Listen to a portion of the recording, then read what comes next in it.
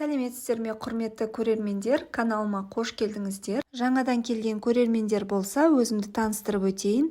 Менің есімім Асем. Өз каналымда кулинария саласындағы видео рецепттерді түсіремін. Бүгін біз өзбек ұлтының тағамдарының бірі дымляма деген тағамды дайындайтын боламыз. Ол үшін ең алдымен өзімізге керек ингредиенттерді осылай дайындап алатын боламыз. Достар, рецепті жоғалтып алмас үшін каналыма тіркеліп, лайк басып қолдап отыруларыңызды сұраймын. Ең алдымен осындай үлкендеу қазанымызды алып, ішіне майымызды құйып аламыз. Одан соң ингредиенттерімізді рет-ретімен осылай видеода көрсетілгендей етіп салып шығамыз.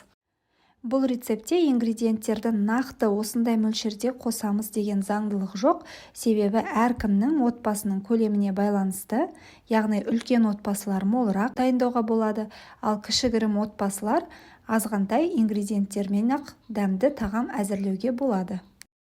Ең алдымен еттерімізді орналастырып алған соң үстінен жуаны салып, тұз, қара бұрыш салып, оның үстіне осылай ұзыншақ етіп туралған сәбіздерімізді орналастырамыз.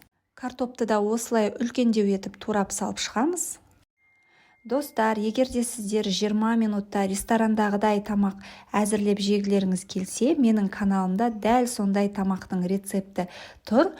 Ол үшін ең алдымен каналыма тіркелмеген көрермендер болса, каналыма тіркеліп алыңыздар. Төменде описание бөлімінде видео рецептің ссылкасын қалдыратын боламын, сол арқылы өтіп көре аласыздар. Картобымыздың үстінен тұз бұрышымызды сеуіп алған соң, үстіне болгар бұрышын осылай реттілікпен орналастырамыз.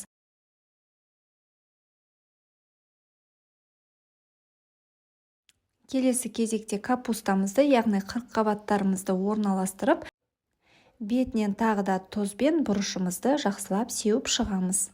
Қалауларыңыз бойынша паприка және де қара горошек бұрыштарын салып шықсаңыздар болады, себебі ол тамаққа өте керемет дәм береді. Енді тамағымыздың бетіне чеснок, яғни сарымсақтарымызды осылай салып шығамыз. Оның бетінен қырыққабаттың осындай жапырақтарыменен жауып, қатты отқа қойып, әбден қайнатып алған соң, астын баяулатып, 1,5 сағаттай бұқтырамыз.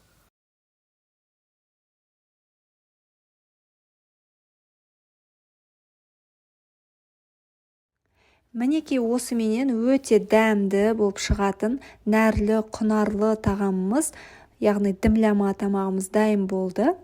Осылай шет-шетінен ретіменен салып шығамыз табағымызға. Кез келген жиын тойларда осы тамақты әзірлеп, дастарханыңызға ұсынсаңыз, қонақтарыңыз таңғалары сөзсіз. Себебі өте әдемі, дәмді, әрі тойымды тамақтардың бірі. Достар, каналымда бұдан да басқа керемет ыстық тағамдардың, түрлі тәттілер мен салаттардың рецепттері өте көп. Сол себепті каналыма тіркеліп кетуді ұмытпаңыздар. Сіздермен бірге болған Асем, сау болыңыздар.